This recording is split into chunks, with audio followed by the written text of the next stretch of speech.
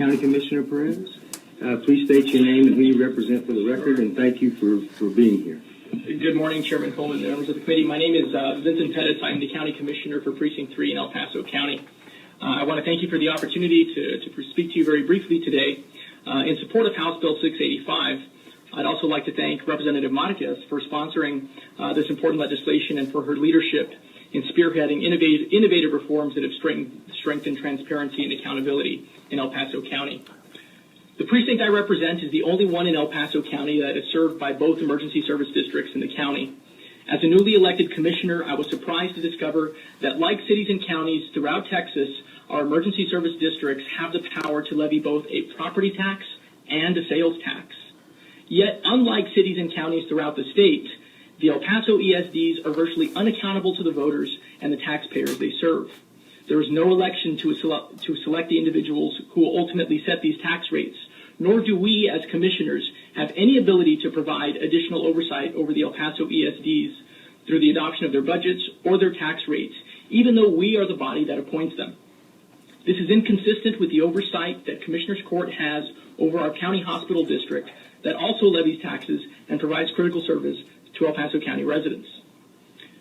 When an El Paso property owner looks at his or her tax bill at the end of the year, each tax they see was ultimately adopted by an elected body, with the exception of the El Paso ESD 1 and 2. Despite the financial impact their decisions have on the residents of El Paso County, not to mention the impact their decisions have on their safety, El Paso ESDs currently circumvent much of the public scrutiny and accountability that other taxing entities are rightly subject to under the law. The absence of strong checks and balances over El Paso ESDs is not without consequences. My colleagues here, who have courageously fought for a stronger El Paso County government that is more transparent and accountable to the people, have detailed the serious incidents of misconduct and misuse of public funds by our county ESDs. The tools currently available are just simply inefficient to proactively detect these types of problems early on and to allow us to take action to protect the public good. Under the current law, the Commissioners Court can only react to situations where wrongdoing is uncovered after the fact. With the progress El Paso County has made in implementing stronger mechanisms to advance good government, we cannot allow these serious abuses to occur without implementing meaningful reforms that will restore the public trust and ensure that stronger checks and balances are in place. House Bill 685 will provide that reassurance.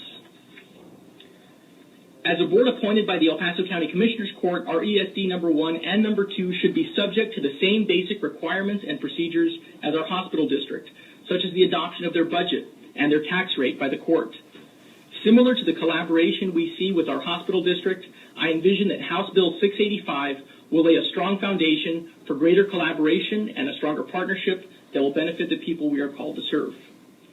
The checks and balances that currently exist under the law for our hospital district have fostered good government practices, where the Commissioners Court and the hospital district work cooperatively to best serve the residents of our great county. The passage of House Bill 685 for El Paso County is necessary to achieve the same level of accountability and transparency over the long term with our El Paso ESDs. With the passage of this legislation, I envision the Commissioners Court meeting well in advance of ESD budgets and tax rates being adopted. I see the court putting systems in place to oversee major contracts and the disposal of property to ensure that taxpayer resources are being used wisely.